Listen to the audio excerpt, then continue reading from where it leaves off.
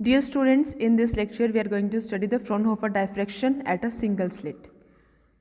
तो फ्रोनहोफर डायफ्रैक्शन तो पहले मतलब क्या है कि आपका जो सोर्स है वो आपकी स्लिट से इफेक्टिवली इनफाइनाइट डिस्टेंस पे है।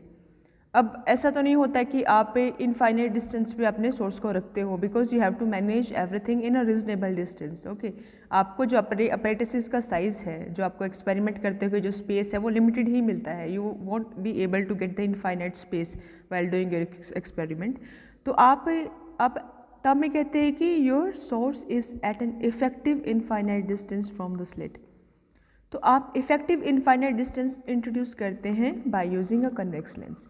तो अगर आप अपने सोर्स को कन्वेक्स लेंस के फोकस पॉइंट पे रखते हैं तो आपकी जो आउटपुट रेज होती है लाइट की फ्रॉम दैट कन्वेक्स लेंस वो पैरेलली आती हैं और उनका वेवफ्रंट एक प्लेन वेवफ्रंट होता है।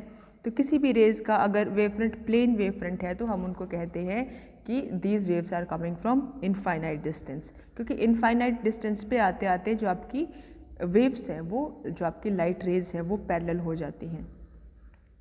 तो ये था थोड़ा सा डिस्कशन फ्रोनहोफर डायफ्रैक्शन के बारे में। अब हम बात करते हैं कि सिंगल स्लिट पे अगर आपने किसी सिंगल स्लिट पे लाइट सोर्स को फोकस कर रखा है तो आप from the law of geometrical optics ये प्रिडिक्ट कर रहे थे कि जितना आपका स्लिट का विड्थ है, what you are predicting is कि जितना आपका स्लिट का विड्थ है उतने पोर्शन में तो कंप्लीट ब्राइटनेस रहेगी और जो बाकी वाला पोर्शन है वहाँ पे कंप्लीट डार्कनेस रहेगी स्क्रीन के ऊपर।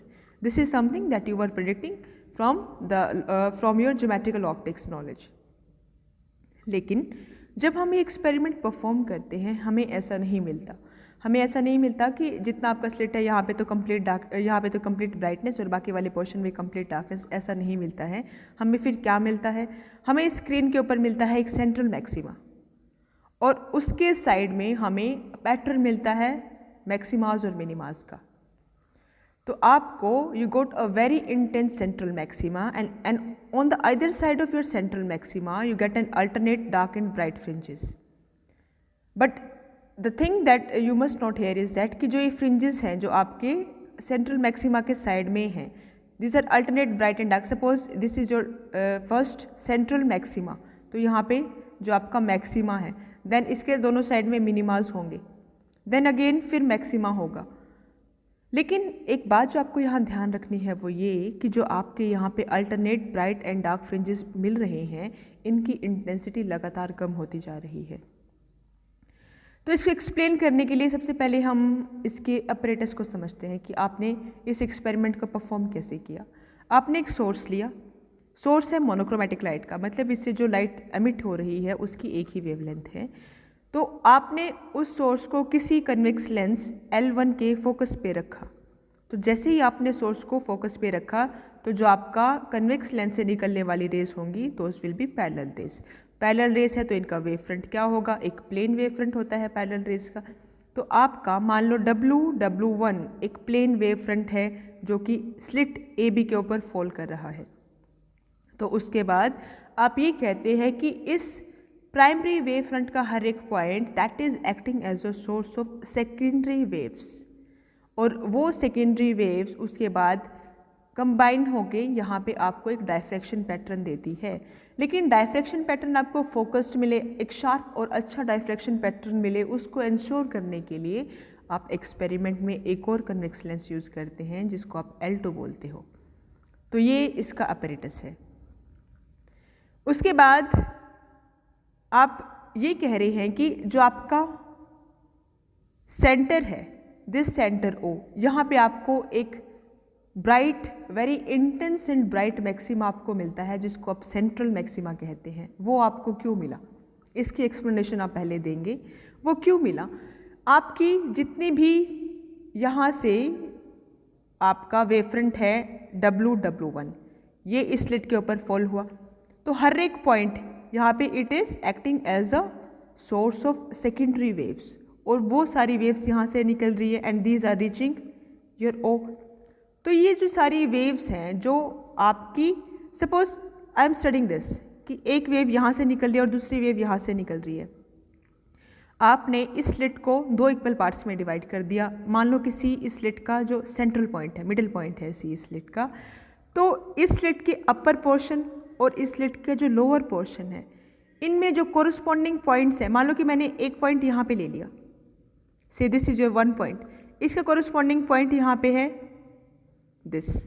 तो इन दो कोरिस्पॉन्डिंग पॉइंट से जो रेज निकल रही हैं उनके बीच जो आपका पाथ डिफरेंस है या फिर कहीं इनके बीच जो फेज डिफरेंस है वो ज़ीरो है। क्यों? क्योंकि दोनों ही waves exactly same distance travel कर रही हैं, तो दोनों के बीच जो पाथ है वो सेम है, दोनों के बीच जो फेज है वो सेम है।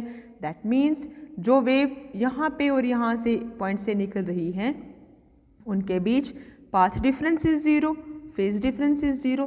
That means your waves are interfering constructively, जिसकी वजह से यहाँ पे आपको जब सारी की सारी वेव्स सेम ही तरीके से सुपर इम्पोज हो रही है तो वहाँ पे एक आपको मैक्सिमा मिलता है।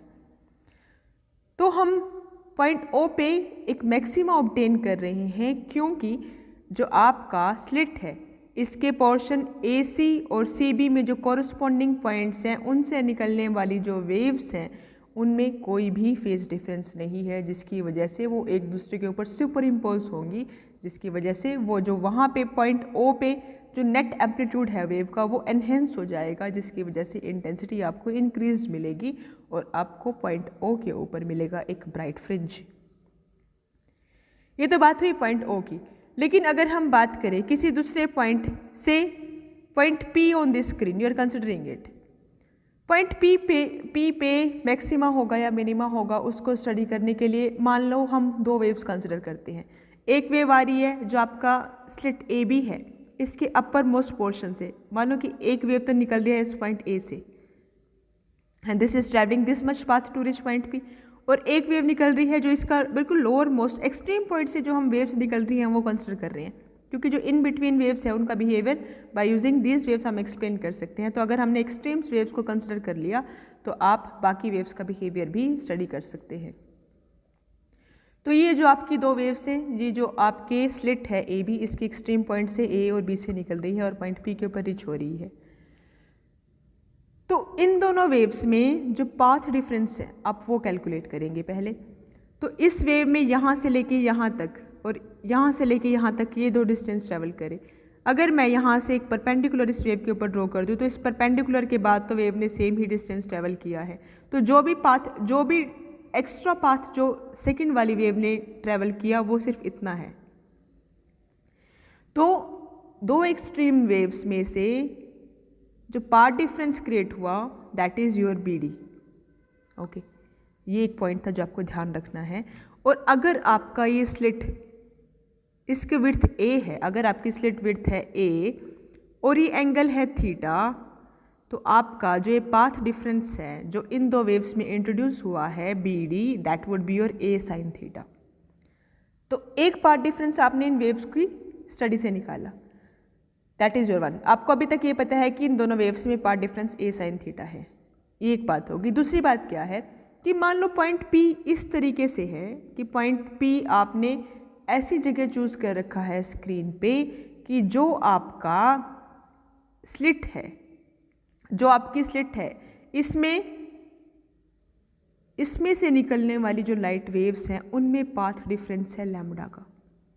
You have chosen point P on the screen in such a way that the path difference between your light waves emitting from point A and B is lambda. And what was your lambda? Lambda was the wavelength of monochromatic light of the source that you have used. तो अगर आपका ये path difference lambda है तो हमें ये बताना है कि पॉइंट पी पे मैक्सिमा होगा या मिनिमा होगा, ठीक है। तो इसके लिए आपने क्या किया, आपने कहा कि पाथ डिफरेंस इस तरीके से है इन दो वेव्स के बीच कि पॉइंट पी इस तरीके से चूज किया गया कि इन दो वेव्स के बीच पाथ डिफरेंस लैम्बडा है। इसको एक्सप्लेन करने के लिए आपने क्या किया, देखो what I have written here is when the path difference between the secondary waves emitting from point A and B on the slit is lambda। ये आप केस डिस्कस कर रहे हैं। तो आपने जो स्लिट है, स्लिट ए बी को दो पार्ट्स में डिवाइड कर दिया by taking a middle point c. तो आप ऐसा क्यों कर रहे हैं, क्योंकि आप स्क्रीन के ऊपर कोई पॉइंट पी पे लाइट की इंटेंसिटी क्या होगी उस चीज़ को स्टडी करने में इंटरेस्टेड है। तो अगर आपने स्लिट को हाफ पार्ट्स में डिवाइड कर दिया तो पॉइंट ए एंड सी के बीच पाथ डिफरेंस है λ/2, पॉइंट सी और बी के बीच भी पाथ डिफरेंस है λ/2, तो पॉइंट ए और बी के बीच पाथ डिफरेंस λ है, क्लियर है। तो अगर आपका टोटल पाथ डिफरेंस λ है तो मिडिल पॉइंट के कारण ऊपर और नीचे पाथ डिफरेंस λ/2 इक्वली बाइफरकेट हो जाएगा। इसका क्या कॉन्सिक्वेंस है, जो पॉइंट ए से रे निकल रही है, मान लो कि वो पॉइंट पी पे रीच होती है, मान लो कि वो रे कुछ इस तरीके से होगी, लाइट वेव जो पॉइंट ए से निकलने वाली है उसकी बात है, लेकिन जो पॉइंट सी से निकल रही है वो पॉइंट ए वाली वेव से λ/2 के पाथ डिफरेंस के साथ निकल रही है। तो इसका मतलब जो पॉइंट सी से वेव निकलेगी उसकी शेप कुछ इस तरीके से होगी। तो इसका मतलब क्या हुआ कि जब ये दोनों ही लाइट वेव्स पॉइंट पी के ऊपर जाएंगी, पॉइंट पी के ऊपर जाके ये दोनों सुपर इम्पोज होंगी, तो वो एक दूसरे को कैंसिल आउट कर देंगी। तो पॉइंट ए और पॉइंट सी से निकलने वाली वेव्स एक दूसरे को कैंसिल आउट कर रही हैं जब वो पॉइंट पी के ऊपर जा रही हैं। इसी तरीके से पॉइंट सी और पॉइंट बी से निकलने वाली वेव्स के बीच क्योंकि पाथ डिफरेंस λ/2 है, दैट मीन्स इनके बीच फेज डिफरेंस पाई का है। फेज डिफरेंस पाई का है मतलब ये दोनों एक दूसरे को कैंसिल आउट कर देंगी जब वो सुपर इम्पोज होंगी। तो इसका मतलब क्या हुआ कि आपका जितना भी स्लिट है, स्लिट से निकलने वाली जितनी भी वेव्स पॉइंट पी के ऊपर पहुंच रही है और पी पॉइंट इस तरीके से लिया गया है कि आपका जो नेट पाथ डिफरेंस लैम्डा का है, तो उस केस में सारी की सारी वेव्स एक दूसरे को कैंसिल आउट कर रही हैं। दैट मीन्स वहाँ पे इंटेंसिटी बहुत ही रिड्यूस हो गई, मतलब हमें वहाँ पे मिल रहा है एक मिनिमा। तो जब कभी भी पाथ डिफरेंस लैम्डा होगा वहाँ पे आपको स्क्रीन के ऊपर मिलेगा एक मिनिमा, बट पाथ डिफरेंस कितना था, a sin थीटा। तो जब भी a sin theta equal to lambda होगा तो वो आपको एक मिनिमा देगा स्क्रीन के ऊपर। लेकिन अगर हम बात करें कि आपने वेव्स को इस तरीके से चूज़ कर रखा है, आपने पॉइंट पी को इस तरीके से चूज़ कर रखा है कि वहाँ पे पहुँचने वाली वेव्स के बीच पाथ डिफरेंस 2 लैम्डा का है, तो उस केस में पॉइंट पी पे मैक्सिमा होगा या मिनिमा होगा, अब आपको ये डिस्कस करना है।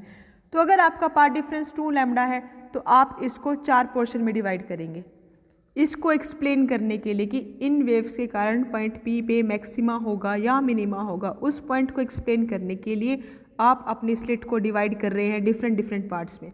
तो जब आपका पाथ डिफरेंस लैम्डा था तो स्लिट को आपने 2 पार्ट्स में डिवाइड किया था, लेकिन अब जब आपका पाथ डिफरेंस 2 लैम्डा है तो आप इस स्लिट को 4 पार्ट्स में डिवाइड कर रहे हैं। तो आपने इसको 4 पार्ट्स में डिवाइड करने के लिए 2 पॉइंट ले लिए बीच में, मान लो कि D और C 2 पॉइंट्स हैं। तो उसके बाद आप क्या कह रहे हैं कि सेम एक्सप्लेनेशन है जैसे पहले की गई थी, just do it by your own, कि आपने जब इसको 4 पार्ट्स में डिवाइड किया then you have to consider 3 points in between, my apologies. तो आप 3 पॉइंट्स ले रहे हैं, तभी आपकी रिंग 4 पार्ट्स में डिवाइड हो रही है, तभी आपका रिंग नहीं जो स्लिट है वो 4 पार्ट्स में डिवाइड हो रही है।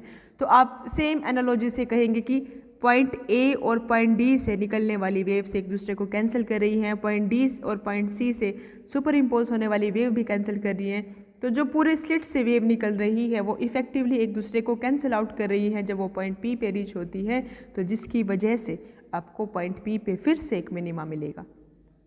तो जब भी आपकी कंडीशन होगी कि पाथ डिफरेंस मतलब a sin theta is equal to 2 lambda, उस केस में आपको मिनिमा मिलेगा। सेम ही कंडीशन होगी अगर आप पाथ डिफरेंस 3 लैम्डा लें, 4 लैम्डा लें, 5 लैम्डा लें, मतलब जब भी आपका path difference is integral multiple of lambda where n is equal to +-1, +-2, +-3, minus क्यों ले रहे, अगर आप यहाँ पे प्लस लैम्डा ले लेंगे या फिर कहीं माइनस लैम्डा ले लेंगे, उस केस में भी आपका सेम ही ये आएगा, उस केस में भी आपका सेम ही कंडीशन आएगा और आपको मिनिमा ही मिलेगा। तो जब भी आपकी ये कंडीशन सेटिस्फाई होती है, whenever your this condition got satisfied, आपको स्क्रीन पे हमेशा एक मिनिमा मिलेगा। इसको आप दूसरे तरीके से भी लिख सकते हैं, आप ये कह सकते हैं कि आपको डार्क फ्रिंज तब होगा स्क्रीन पे obtain whenever your path difference is even multiple of λ/2। आप यहाँ पे n लैम्डा था ना, इसको आप ये लिख सकते हैं 2n λ/2 भी लिख सकते हैं। तो this is your condition of minima. आप ये वाली कंडीशन लिखें या फिर आप ये वाली कंडीशन लिखें, दोनों फिजिकली सेम ही है, तो मैथमेटिक्स के टर्म में लिखने में डिफरेंस है बस। और जब भी आपका पाथ डिफरेंस एक ओड मल्टीपल होगा λ/2 का, उस केस में आपको हमेशा मैक्सिमा मिलेगा। इस चीज़ को आप खुद एक बार सोच के देखें। आप अगेन स्लिट को डिवाइड करें डिफरेंट पार्ट्स में, और जब आप इसको एक ओड मल्टीपल लेंगे ना λ/2 का, तो आप देखेंगे कि आपका जो पॉइंट P है वहाँ पे पूरी वेव पूरी तरह से डिस्ट्रक्ट नहीं हो रही है, वो सारी कैंसिल आउट नहीं कर रही है, वहाँ पे कुछ ना कुछ इंटेंसिटी बचती है, जिसकी वजह से आपको उन पॉइंट्स के ऊपर एक मैक्सिमा मिलेगा। तो जो आपको डायफ्रैक्शन पैटर्न मिलता है वो कुछ इस तरीके से मिलता है। तो जब भी आपका, अब ये आपकी कंडीशंस आ गई मैक्सिमाज एंड मिनिमाज की। मिनिमा की कंडीशन है a sine theta is equal to 2n λ/2, और जो मैक्सिमा है उसकी कंडीशन है a sine theta is equal to 2n λ/2। इसको आप सिंप्लीफाई कर सकते हैं। सिंप्लीफाई देखो कैसे कर सकते हैं, ये मैक्सिमा की कंडीशन है, मिनिमा की कंडीशन है।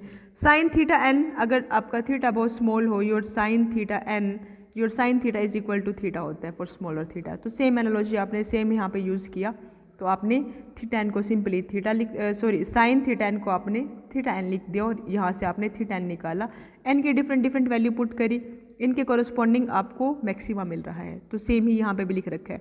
अगर आपने मान लो कि यहाँ पे अगर एन को 1 पुट किया है तो यहाँ पे 3 है, तो 3n λ/2 के ऊपर आपको एक मैक्सिमा मिल रहा है। सिमिलरली एन को 2 पुट करें तो 5 λ/2a के ऊपर आपको अगेन मैक्सिमा मिल रहा है। लेकिन जो मिनिमा वाली कंडीशन है उसमें क्या है, n λ/a, अगर आप n को +-1 पुट कर रहे हैं तो λ/a और -λ/a दोनों के ऊपर मिनिमा मिल रहा है। अगेन 2 λ/a और -2 λ/a के ऊपर भी आपको मिनिमा मिल रहा है। तो इस तरीके से आपको एक डायफ्रैक्शन पैटर्न मिलता है बिकॉज ऑफ सिंगल स्लिट। जो आपको सेंटर में मैक्सिमा मिलता है उसको सेंट्रल मैक्सिमा कहते हैं। उसके बाद जो आपको नेक्स्ट मैक्सिमा मिलता है उसको फर्स्ट सेकेंडरी मैक्सिमा, उसके बाद जो नेक्स्ट वाला मैक्सिमा है उसको सेकंड सेकेंडरी मैक्सिमा, इस तरीके से इसको नॉमेनक्लेचर कर रखा है। सिमिलरली इस साइड भी, और यहाँ पे फर्स्ट मिनिमा सेकंड मिनिमा, इस तरीके से आपके डिफरेंट मैक्सिमाज एंड मिनिमाज का pattern because of diffraction due to single slit आपको मिलता है।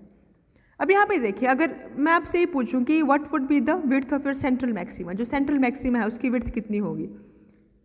सेंट्रल मैक्सिमा क्या है, अगर यहाँ पे आप इस डायग्राम में देखें कि मान लो यहाँ पे आपका, यहाँ O के ऊपर तो आपको सेंट्रल मैक्सिमा मिल रहा है और पॉइंट P के ऊपर आपको फर्स्ट मिनिमा मिल रहा है। इसी तरीके से इस डायरेक्शन में भी पॉइंट P, यहाँ पे कोई दूसरा पॉइंट होगा जो P के कोरिस्पोंडिंग होगा, यहाँ पे भी आपको फर्स्ट मिनिमा मिल रहा है। मान लो कि O और P के बीच x डिस्टेंस है तो नेगेटिव डायरेक्शन में भी x डिस्टेंस होगा। तो अब सेकंड आप ये बात करना चाहते हैं कि आपका जो सेंट्रल मैक्सिमा है उसका विड्थ कितना होगा, उसका विड्थ होगा 2x। ये मतलब जो सेपरेशन है दो फर्स्ट मिनिमास के बीच में, जो मान लो कि ये रेफरेंस लाइन है, रेफरेंस लाइन के इस साइड भी फर्स्ट मिनिमा है, इस साइड भी फर्स्ट मिनिमा है, दोनों ही x डिस्टेंस के दूरी पे है। तो जो आपका सेंट्रल मैक्सिमा है उसका सेपरेशन, जो उसका विड्थ है, सॉरी नॉट सेपरेशन, उसका विड्थ 2x होगा। अब हम नेक्स्ट आर्टिकल में आप निकालना चाहते हैं what would be the width of central maxima. अभी हमने एक्सप्लेन कर दिया कि ये 2x होना चाहिए। तो सेंट्रल मैक्सिमा की विड्थ निकालने के लिए आपने पहली बात तो स्क्रीन के ऊपर फोकस करने के लिए आपने एक और लेंस का यूज़ कर रखा है, एक और कन्वेक्स लेंस का यूज़ कर रखा है, जिसने आपने फिगर में जिसको आपने L2 से रिप्रेजेंट कर रखा है। तो आप अगर L2 को स्लिट के बहुत पास रख देते हैं, if you are keeping your L2 very close to your slit, in that case your sine theta, अगर आप इस फिगर में देखें आपका ये angle this is your theta, आप इसको अगर स्लिट के बहुत पास रखते हैं तो साइन थीटा आपका इफेक्टिवली क्या होगा, क्योंकि ये जो आपका स्क्रीन है ये इस लेंस की फोकस पे ही रखा जाता है, तो your sine theta that would be, if you are keeping this lens very close to it, तो आपका जो साइन थीटा होगा वो क्या होगा, your x by focal length of this length. क्यों, क्योंकि ये स्क्रीन फोकस लेंथ ऑफ इस लेंस की फोकल पॉइंट के ऊपर ही रखा जाता है। तो that would be approximately, your sine theta would be approximately equal to this. Because of this तो आप क्या कहेंगे, your sine theta that is equal to x by f. लेकिन जब आपको फर्स्ट सेकेंडरी मिनिमा मिल रहा है, क्योंकि आप x निकालना चाह रहे हैं ना, तो x क्या था, सेपरेशन था, x क्या था, डिस्टेंस था सेंटर से एक्सियल लाइन से, जो फर्स्ट मिनिमा है उसका डिस्टेंस था ये, तो ये x आपको पता होना चाहिए। लेकिन ये आपको फर्स्ट मिनिमा मिलता कब है, जब पार्ट डिफरेंस लैम्डा हो। तो जब आप a sine theta equal to lambda करेंगे, वहाँ से आपको sine theta is equal to lambda by a आ जाएगा, तो यहाँ से आपको साइन थीटा का रिलेशन मिल रहा है। तो साइन थीटा का रिलेशन आप एक तो निकाल रहे हैं लेंस की हेल्प से, दूसरा आप निकाल रहे हैं पहली मिनिमा की कंडीशन लगा के, बट दोनों तो है ही साइन थीटा, तो दे मस्ट बी इक्वल। तो यहाँ से आपको x मिल जाएगा, your x came out to be f lambda by a। लेकिन आपका जो विड्थ है सेंट्रल मैक्सिमा का वो x नहीं होता, वो 2x होता है, x ऊपर और x रेफरेंस लाइन के नीचे, तो that would be your 2x। तो 2x क्या है, विड्थ है सेंट्रल मिनिमा सेंट्रल मैक्सिमा की, तो आपको 2x मिल जाएगा। तो width of your central maxima is 2f lambda by a।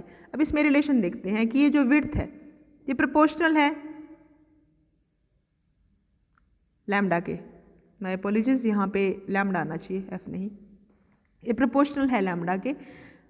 जो आपने सोर्स अगर लिया है, सोर्स में अगर आपने रेड लाइट ली है, एक वॉयलेट लाइट ली है, रेड लाइट की वेवलेंथ ज़्यादा है, अगर ज़्यादा वेवलेंथ होगी तो आपका जो सेंट्रल मैक्सिमा है उसका विड्थ ज़्यादा होगा, तो आपका W नॉट ऑफ रेड मतलब जो विड्थ है सेंट्रल मैक्सिमा की width for the red light is greater than central maxima की width for the violet light. वो इस रिलेशन से क्लियर है क्योंकि यहाँ से जो विड्थ आ रही है वो प्रोपोर्शनल आ रही है वेवलेंथ की।